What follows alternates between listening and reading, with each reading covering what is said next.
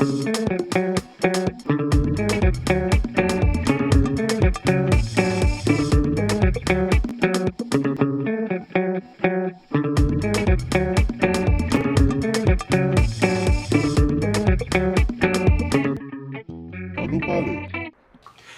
you everyone for tuning in to Palé, a show that is dedicated to educate, uplift, and connect to all minorities through the Haitian diaspora's lens. Today we have a special guest. It is Monsieur Jean-Luc Dessables, and I've had the pleasure of speaking to him for the past couple of months about Haiti, about Vodou, about spirituality. He is an interfaith practitioner and a Vodouisant, and just an amazingly wise man, like an elder, a Haitian elder. It's really cool to have him on the show. I get very excited about everything that is Haiti. So if you were to tell me unicorns are flying in the air and gold is falling out of the sky in Haiti, I'd believe you just because I love Haiti and I would not fight it. So for that reason, I brought my dear friend Stephen Brun, who is also one of the producers of the show. He is a fact checker for us for today, and he'll also be asking some questions where I might forget some things here or there. And without further ado, I'd like to introduce you to Stephen. Stephen, can you tell us a little bit about yourself and your connection to Haiti? My parents are Haitian. Yeah. And yeah, so my parents are straight from Haiti, moved to New York, found each other at a wonderful church, and made me and three other siblings. And they've always just mentioned, how great it was, and every year that we ever did anything about Haiti, with our school, I would always refer back to them. And then moving to LA, I wanted that relationship. I had a connection with my Haitian community, and that's how Moonlakai happens. I met up with Bechir, one of the people of Moonlakai, and we just kept doing events together. So yeah, that's my connection to Haiti, my curiosity, wanting to know other people. Thank you so much, Stephen Brun. And without further ado, we'd like to introduce you to Monsieur Jean-Luc Dessables. Monsieur Jean-Luc, how are you doing today? All right, thank you, Stevenson. Oh, I'm sorry. Monsieur Jean-Luc, thank you so much for coming onto the show. Can you please take a few minutes, letting us know a little bit about yourself and, your interfaith practice, all of that, and your connection to Haiti? Sure, it's a great honor. Tout d'abord, j'aimerais saluer nous toutes, ou même Richardson, avec tout le monde qui a tendé, qui a écouté nous. Dans gros l'honneur et respect, et m'a relé toutes les ancêtres nous, là, ensemble avec nous, pour yo bonne bénédiction avec protection nous. So I just greeted everyone in Creole, our mother tongue, and called the ancestors, as it is the tradition in our culture, in some parts of our culture, to start anything meaningful. So my name is Jean-Luc Benjamin Dessables, also known as Djalóki, and I have other names. And I'm Haitian, Haitien, 1000%. 1000%. Yes, 1000%. Although I didn't grow up all my childhood in Haiti. I grew up between Africa, Senegal, and Europe, Belgium, and France. But I was going back to Haiti all the time, and I came back to the mother country in 1985. And I have, as a Haitian, I feel a responsibility on my shoulders, and I want to share that.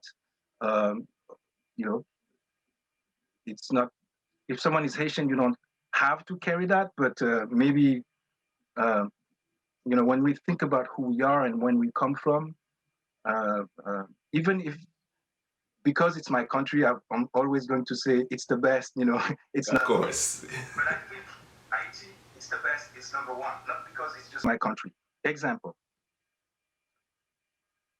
there is a phenomenon, a process that we call creolization. The creolization is the mixing of cultures, nation, people, languages, spiritualities, worldviews, understanding from and spirits from Africa, from the Americas, particularly the Caribbean, and from Europe in IT. And it started there. It started in IT. The first thing through a brutal history. And so what happened there was almost a new race, a new type of people, the Creole people, the Haitian people. Okay, it's been happening for more than 500 years. But what's happening right now is that the continuation of the creolization of humanity, the mixing of people from everywhere, is not happening in Haiti anymore. It's happening in New York City. It's happening in Los Angeles. It's happening in London. It's happening in Taiwan, in Buenos Aires, in London, in Paris. And so what's happening is that I look back 500 years in the history, okay, this created us. But when I look in the future forward, 500 years in the future, something tells me most of the population will be Creole because we're mixing. So Haitian, we are the prototype of the future human being. This is a responsibility because we have been experiencing things during those 500 years. We've had great successes, 1804. We've had some downfalls, failure, although failure is not a failure when it serves as a learning. And so it's my responsibility when I talk to people who are not Haitian. I tell them, look at me well, because you're looking at the great-grandchildren of your great-grandchildren. They will look like me, okay? And so I want to share who I am and who my ancestors were, because their successes and quote-unquote failures will help humanity to evolve in a better way that we have done so far. Wow. So we can share our mistakes so people won't repeat them, and we can share the wisdom and the deeper knowledge and science and intelligence that we have developed for the benefit of humanity. Wow. This is my relationship to IT. Wow, thank you so much. Thank you so much. Now, I see that you say IT and then sometimes you say Haitian. Is there a difference? And because I know in language can play a big part in what the message that's being sent out. Can you elaborate on that for us? I love that question, Richardson. Yes, language is so important and words are so important. We imprint the fabric of space, time, and consciousness with our words. And language carry consciousness.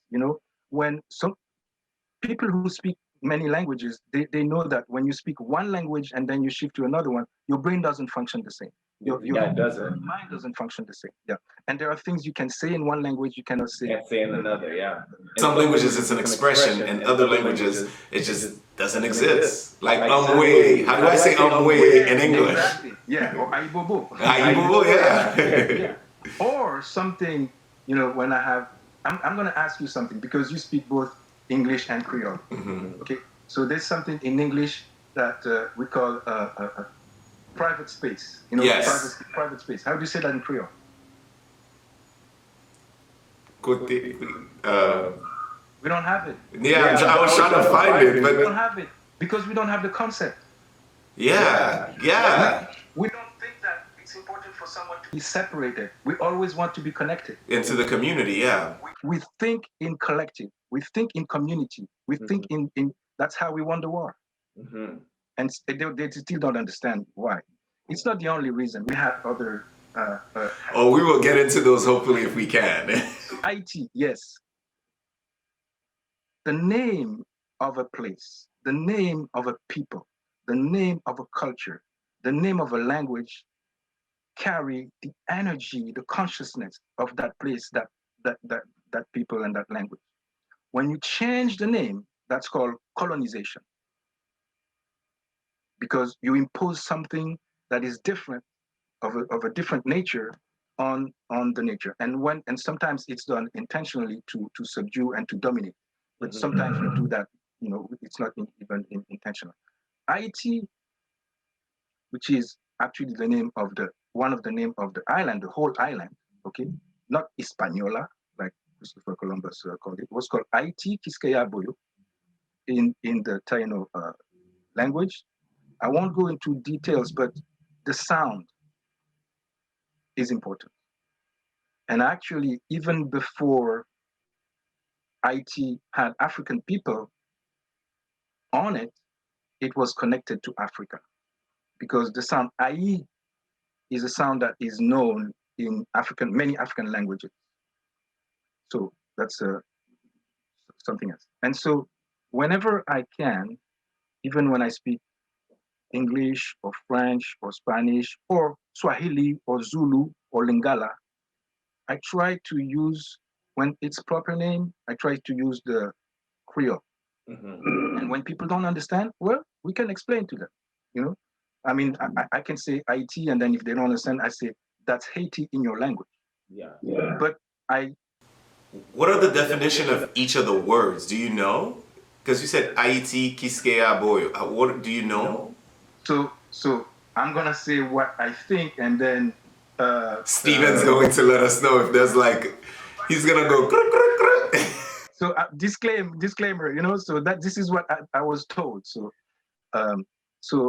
I was told that Haiti means the place of the land of high mountains.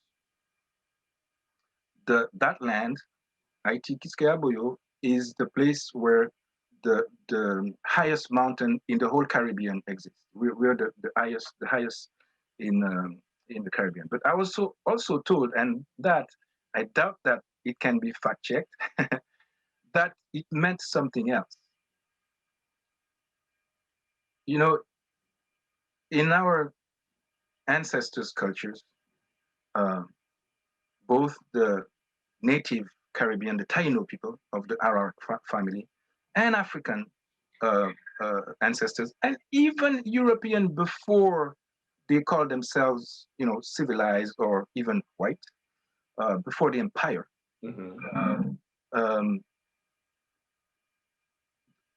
Spirituality and mysticism, esotericism, was important for the people who were educated, who understood what life was. And so a lot of time, things were said for the wide public with double meaning, or triple meaning, or quadruple meaning. What do you mean? Well, people who speak Creole, they understand that, because a lot of time you say something, but you mean something else. But people who hear you, Creole parler, Creole comprend. So Haiti, the land of high mountains. When you climb a high mountain, you go higher and higher and higher. Spiritually, it means you get closer to your higher self. Haiti is the land where you can meet with your higher self. Wow. I don't know about fact check. I don't know. You can fact check that. That sounds very just really spiritual, Now, the interesting thing is that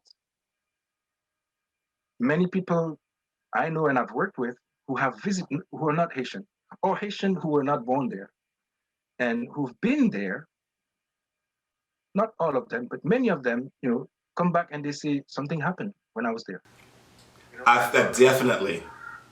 Definitely. A poor country where there's misery and violence and chaos, and it's not organized, and Haitian people are strong. Yeah. And they're happy even when they are in misery, and something was transformed in me. Yeah. I said, yeah, you met with your higher self. I feel like there's so much energy there sometimes. Even at nighttime when I'm walking in the dark in Haiti, there's something that is just alive. You feel almost like you can either touch the darkness, or it's the darkness itself is alive, but not in a scary way, in a way that is just, you feel confident. I don't know how to explain it, and I wish everyone can get to experience that kind of energy exchange in Haiti. Let me suggest something, and maybe it will relate to you or not. We still carry the legacy of slavery. Okay, we also carry the legacy of pre-slavery. Our kings and queens, ancestors, not all kings and queens, but dignified free people from Africa and from Haiti, Quisqueya. We still have to talk about the two other Yes. names. But in slavery, we learn to live a double life. The life during the day and the life at night. Mhm. And during the day, we were giving our sweat, our blood, our life for the white slave owners. We were not ourselves. We had to speak French. We had to say yes sir, yes sir. We were abused. We were raped. We were violated. We were killed. We were tortured. We were killed, and we were used. We were not ourselves.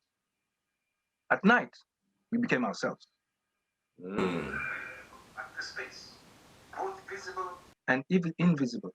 And we called the ancestors, and we danced, and we drank, and we ate, and we flirted, and we make babies, and we prepared for war, and we wander at night.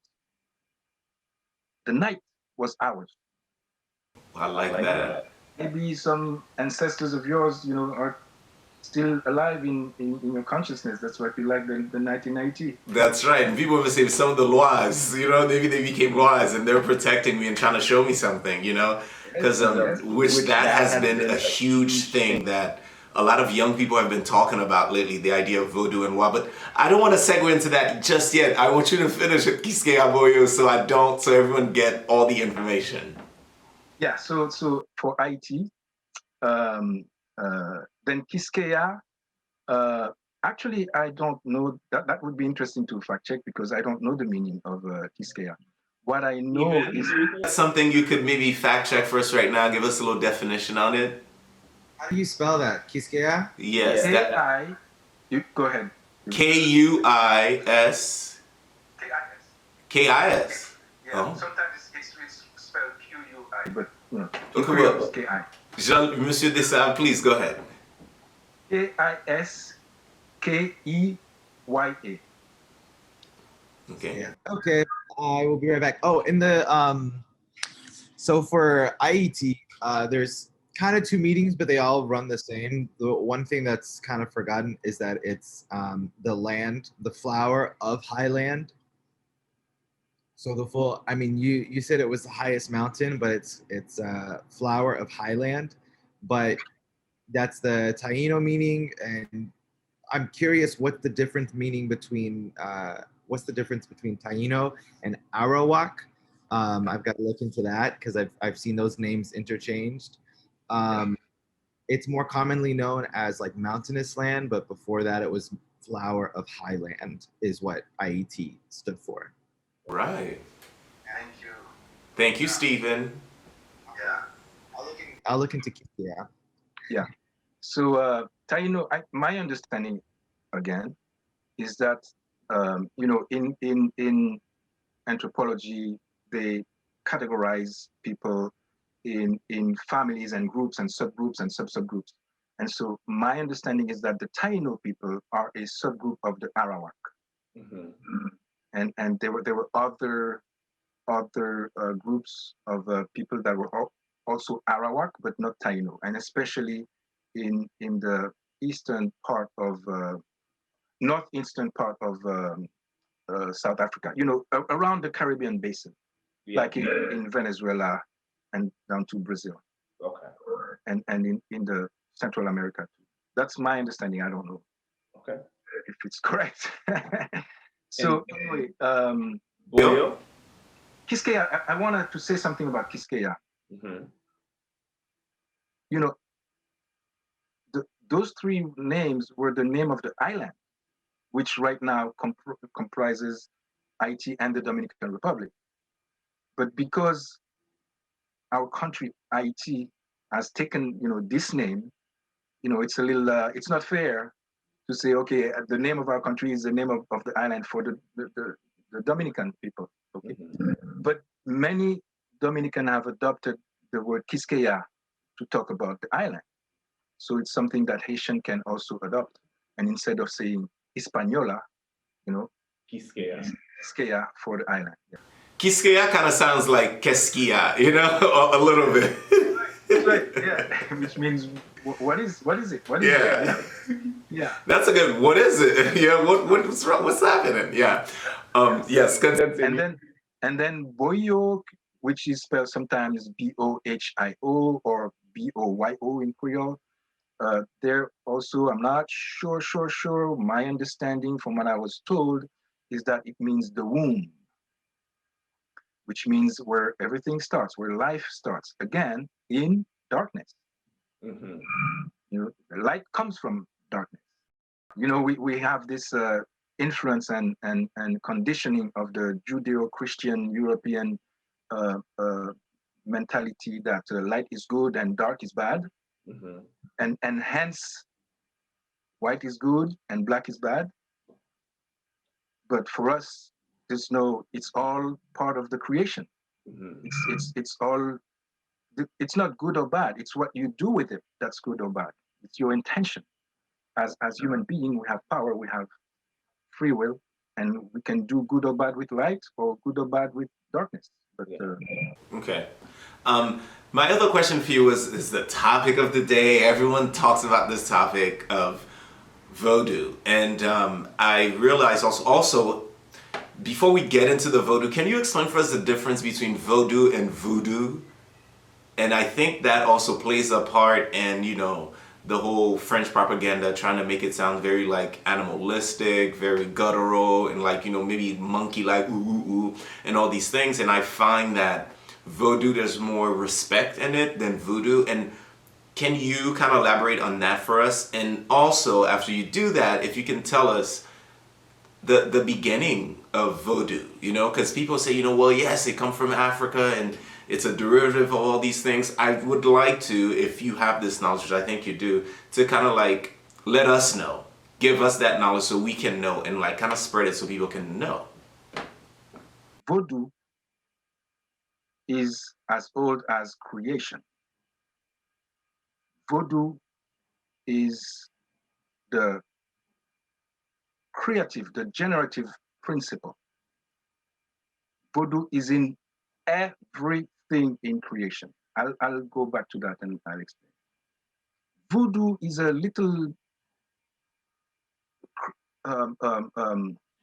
thing that Hollywood and racist people have created by distorting the word and the concept to continue to vilify and demonize Haitian and our culture, our languages, our practices, our belief for people in Europe and North America, and even Haitians ourselves. So don't, you know, I ask people don't mix the two, and whenever possible, if you're talking about Haitian Vodou, say Vodou, not Voodoo, Vodou, and spell it in Creole, Vodou, because in French some people spell it Vau, but it's better to spell it Vodou. Perfect. Yeah. And Richardson, you know that it has been endorsed by the United States Library of Congress. Yes, it has been endorsed by the Library of Congress. But Stephen can fact check that. I know. So Haitian Vodou is said and referred to as Vodou officially in the U.S. Perfect. Now, and I said it's old as creation because it's what it describes. It's older than the word. Vodou has existed before the word Vodou has existed. When our ancestors from the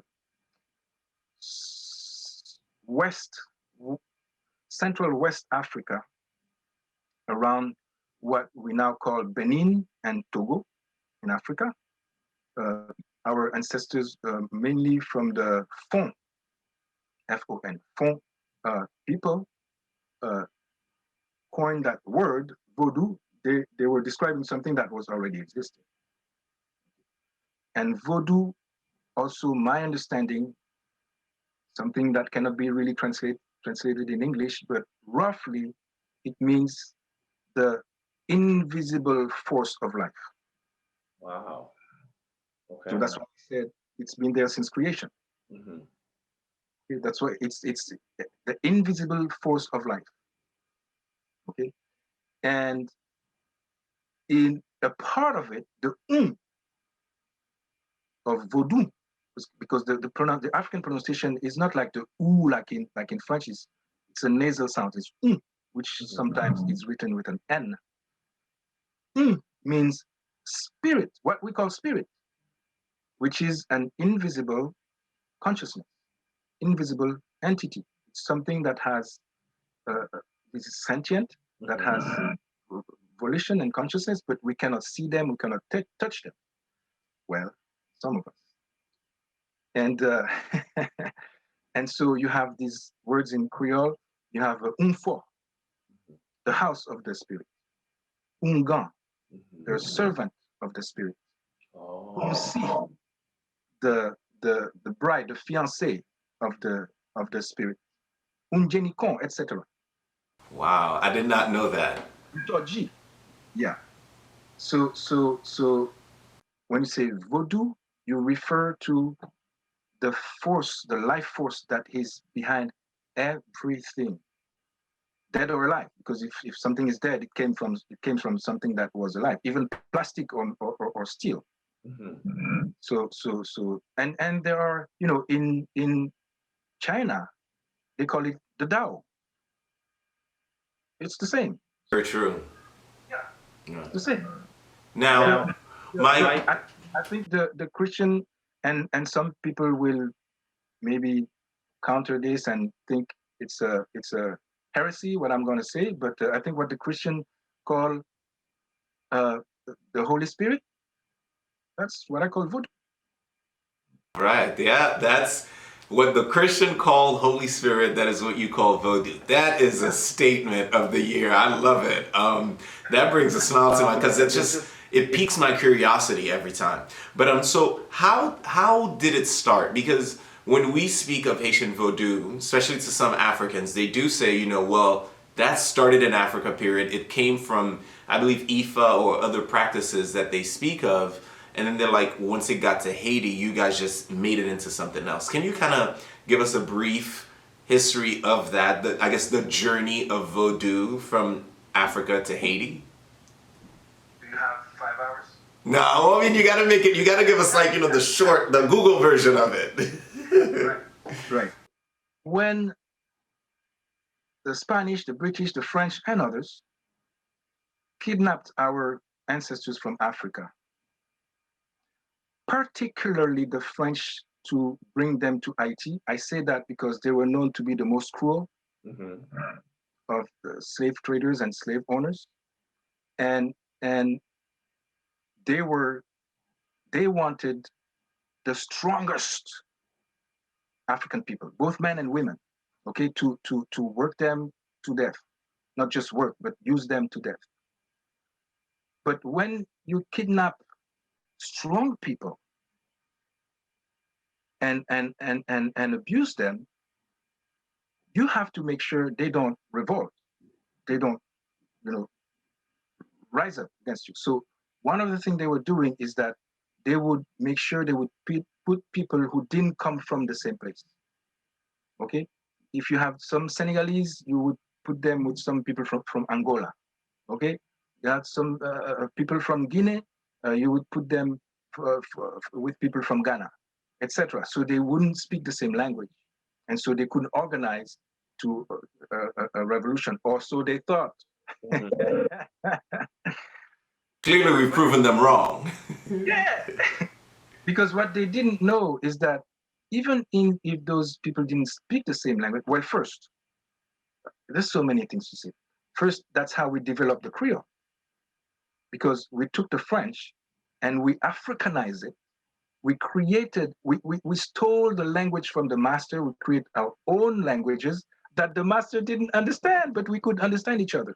Yeah. Okay, but even before creating Creole, the language, those people, they had the same understanding. They had the same spiritual understanding. Okay, they all had Vodou, even if they didn't use the same word to describe Vodou. You said Ifa for example. Okay, and in other places, it's it was called differently. So when someone would make some ceremony or call their spirits or their ancestors, the others wouldn't understand what they were doing. Okay? And so they started to do it together. And so they started to use all their languages and all their practices and make one. And that culminated at the preparation for the revolution. There was a series of ceremonies. There were spiritual ceremonies, calling the spirit. The most famous one is the one we know as the ceremony of Wakaima. Mhm. It was not the only one. And at the ceremony of Wakaima, a lot of things were done. One of the things was that because the native spirit were there too, the spirit of the Taino people, they were there too. But it was decided first, there was a decision that the system of slavery was so violent that the slaves would prefer to die than to continue in the system and leave it in legacy for their children. And so they said, we have to fight it. Okay? It's interesting, many people don't understand may not understand what I'm going to say. A lot of these people were warriors, were strong fighters, or their ancestors, maybe they were born there. Instead of people, Vodou. Yeah.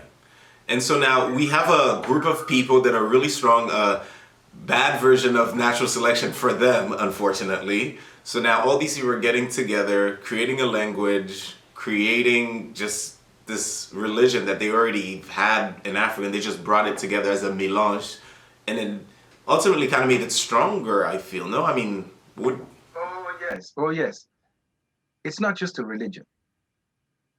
Okay? Again, in our conditioning of the, Euro-descendant vision, you have a religion, and then you have something else that you call science, and you have something else that you call politics, and then you have something else that you call medicine, you have something else that you call agriculture, you have something else that you call war. It's all one. It's Vodou. It's all of that. It's all of that. It's the way we understand life, we understand the universe, and we organize society.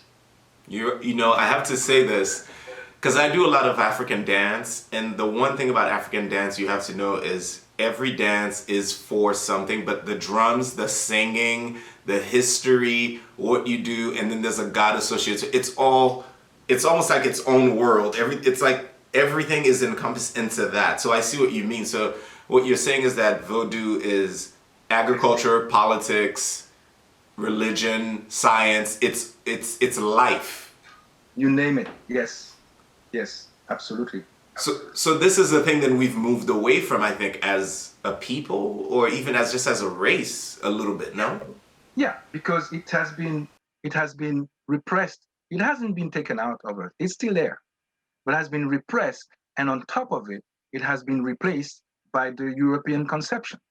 Mm-hmm. Okay, but something, and it's not funny. You may see me smiling because I see the hope behind, but it's not funny because there's a lot of suffering and death. Okay, but something, it makes me smile. As much as we Haitians are trying to become Westerners and white and European and American, we can't. We can't. I think it's good. I think it's good. What do you mean? Well, the biggest problem, the biggest threat for humanity right now is capitalism, Western capitalism. Mm-hmm. It's taking us to extinction, to suicide, collective suicide. Okay, we all want to get there because that's where their money and that's where we want to be comfortable. But when we think, for our children, it's the worst thing that we can do. And I'm not judging, I'm not condemning people who want to succeed in the modern society. I totally understand that. I benefit from it myself. Okay, but if you think we need another model, We need another, more and more people are saying this is not working, the way of the privileged, rich white people who are dominating the world right now, it's not working. It's killing us. It's even killing themselves. So Albert Einstein, said something, and again, the fact check will probably correct, I'm paraphrasing, it's not exactly, but I understand that he said something that in order to solve a problem, you cannot solve a problem within the mindset that created the problem. Okay? You have to jump into another mindset. So all what they're doing, trying to save the problem of capitalism with capitalism, will not work. They need another mindset. Haitian mindset.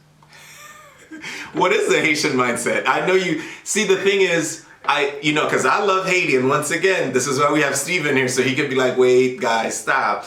But some people might laugh at that. Some people might be like, well, what is the Haitian mindset? And why should we take it and think it's important? Because look at Haiti. We had a president that called it a shithole country. Do you know what I mean? I love my country, okay? So he could say whatever he wants, and I'm not here to bash him or anything like that, but you can understand that society as a whole, when they look at Haiti, they'll be like, well, what have you really done? And a lot of people don't even know what we've done.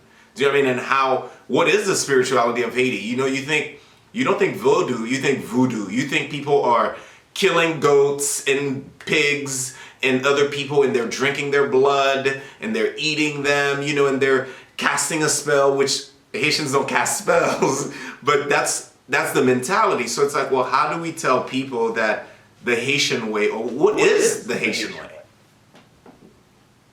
The Haitian, well, first. And I know you're going to explain to us about the killing and the blood and what happens to the animal and all that stuff, because I really want you to explain that to us, please.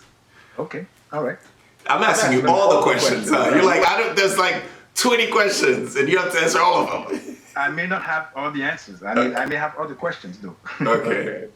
But history, it is known that history is written by the victors. Okay? You look at the American history, it's all good for Americans. Okay? And the Native Americans, they tell you, no. What's in the history book is lies. It's not true. I don't know any stories about the natives. Well, for example, many people don't know there were more than 500 treaties that were signed between the US government and supposedly sovereign Native American nations. None of them has been respected. None of them has been respected. Until now. The treaties are still valid, but it's not in the history book. It's they don't say that because they're the victors. Okay. Well, in Haiti, we won. We won the war. Because we didn't write our history. We accepted the history written by the people we won over. And we're still learning it.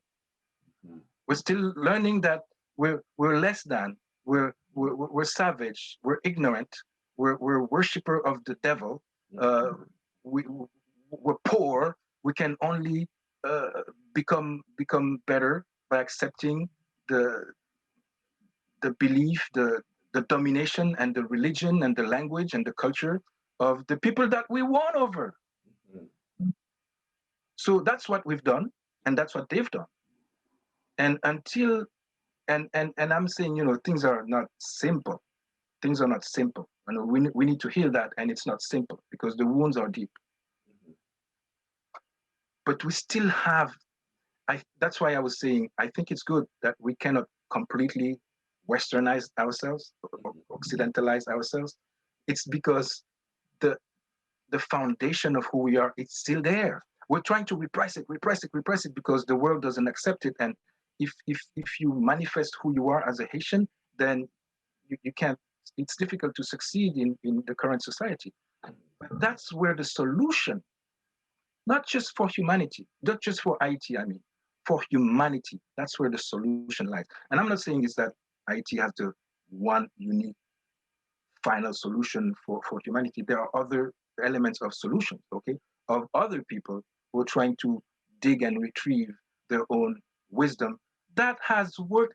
Our ancestors were able to live and thrive and develop civilizations and kingdom and cities and other who were not living in cities, all kind of ways for thousands of years without destroying their environment. And we're saying that we're the intelligent people and they were stupid while we destroy our environment in a few 100 years. It's all it's reverse. Okay, so what is you ask what is The Haitian way. what's the Haitian way? The Haitian way is respect. Respect. Everything comes out of respect. First, respect yourself. You know, respect in English, and we use it in Creole, we say respect. But in English and in French, respect comes from the Latin, and it has two roots. Re, spectare. Re means again, spectare means look, like spectacle, or spectator. Okay? So respect means look again. Oh.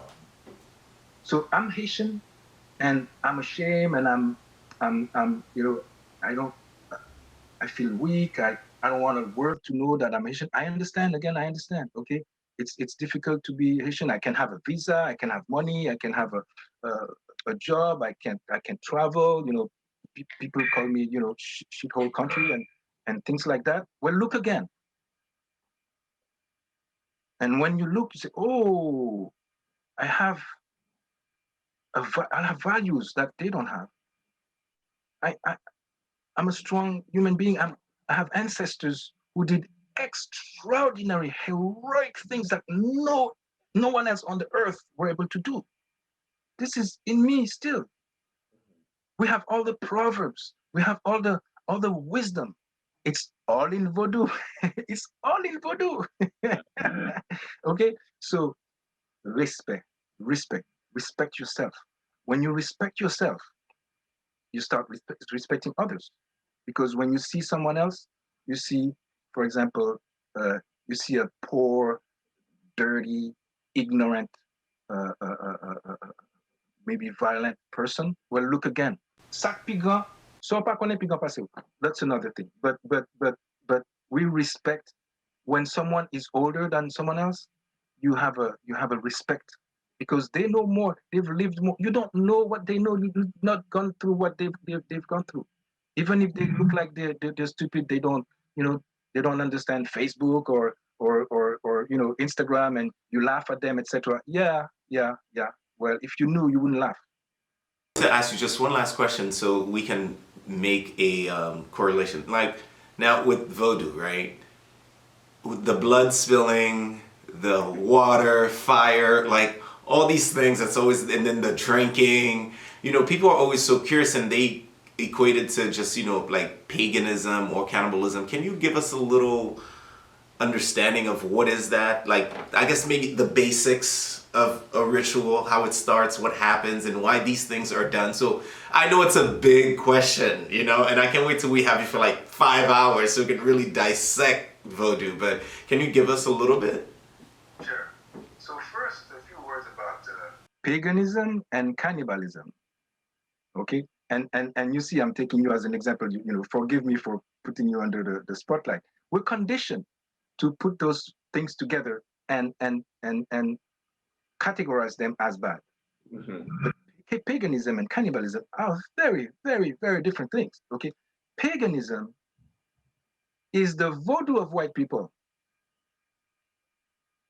What the Christian Roman Empire called pagans were the European ancestors who practiced mysticism and spirituality very closely to the way we practice mysticism and spirituality.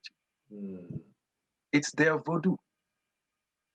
They knew how to heal people. They understood energy. They understood the earth. They understood the stars. They were very advanced, intelligent, and I would say civilized, but I don't like the term. But they were advanced human beings more than the Roman civilization that crushed them. Okay, so I invite people to be careful when you say pagan. You talk about someone is pagan, because now with the Christian church, I understand. If you don't accept Jesus, you're called a pagan. Okay, because the pagan existed before Jesus. But it doesn't mean that they're bad people or they're they're not advanced human beings. So that's it. Cannibalism. You may have heard that in the Caribbean, our ancestors were the Taino and they were the Caribs, and the Caribs were violent. Yep. They were cannibals and they ate. That's Christopher Columbus. First, the Caribs don't call themselves Caribs; they call themselves Kalinago, and they still exist. They're still in the Caribbean, and if you talk to them, they tell you our ancestors were never cannibals. Yeah, we were warriors. We would fight with the Tainos, but we were not cannibals. That's the white people who say that, and now our children believe that. Lies. Got it. Wow. Okay. All right. I really want to continue to have more of this conversation with you, but we're running out of time. We are running out of time. And we're coming to a part of the show where it's my favorite part. It's called Creole Word of the Day.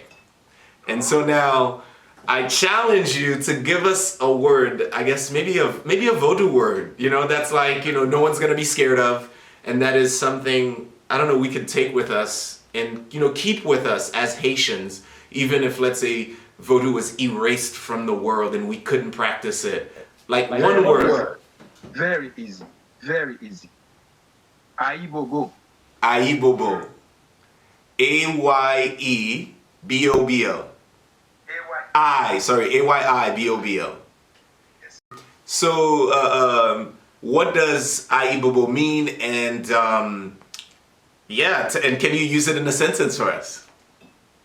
I'm pondering if I should give the definition or if I should let people do their research. I can say. So iebobo is one of these words that cannot be translated in English, and so we're going only to approximate it. And there are other, like in the Yoruba tradition. I think in the US people are more familiar with the term ashe. Yes. So iebobo is the same as ashe. And so the word in English that it's several words at the same time. It means hallelujah. It means amen. It means thank you. It means respect. So iebobo is a punctuation.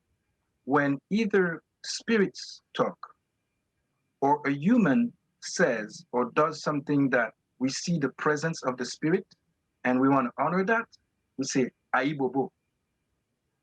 I like that. I'm going to start using iebobo. What was that? There's no translation in English. It doesn't have an equivalent. I'm curious, is that accepted? Is that explanation accepted like in all cultures of Haiti? No. That's another big question, because we know that there's a growing movement of evangelical in Haiti, which is I don't know if I want to start that, but Start it. Let's start some drama. I'm just joking. Let's see what we can fit in. Well, it's sponsored by the evangelical Christian church in the US, and it's from my perspective, and this can be discussed. People may not agree with me, but it's another form of colonization and enslavement. And so the message that comes with the evangelical church is that anything that is typically Haitian, traditional African, and Vodou is satanic and evil. Yes. And so iebobo is seen as something negative. whatever the meaning. Some of them don't even know the meaning. Okay, Djalóki, now the time has come for us to turn over to our fact checker, our skeptic, and just someone to really hold us accountable. Stephen, and also Djalóki, do you have any question for Stephen as far, as what you've said? Well, my question, what's the result of the fact check? Oh, yes. What's the results you want to know? Well, so far, I think you've passed the test. Let's pause for a second. Woo, woo, woo! So far, I think you passed the test. I think there's, with the history of our culture, there's just a array and ambiguous amount of information to actually share, and that actually discloses like what these subjects are about. So I'll start with this one. U.S. Congress actually recognized the spelling of it back in 2012, actually, which I thought was hilarious, seeing as it's so recent. But I believe our language was actually not recognized until the early 90s or 80s. It didn't become a dictionary until like the 80s or something. Anyway, that's just another rabbit hole we can go down another time. And then the other thing that I got stuck down a rabbit hole through the entire interview was Kiskia and Kiskia Boyo. And there's a third name in there, and I've already lost it. I'm sorry, but Kiskia. Haiti, yeah, IET. It's three names for IET, but they kept Boyo and Kiskia. The third name, Boyo actually.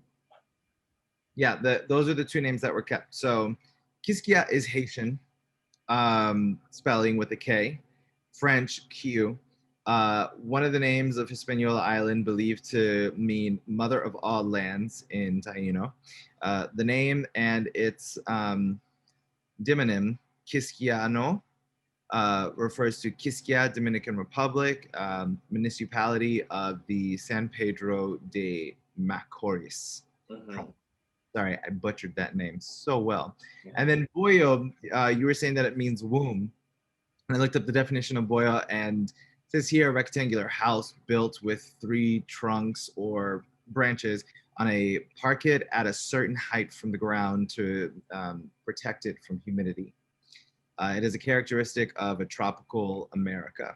So though it doesn't mean womb, or at least it hasn't been recognized as womb, these kind of characteristics remind me of a womb. So I feel like colonization has made boya what this definition is.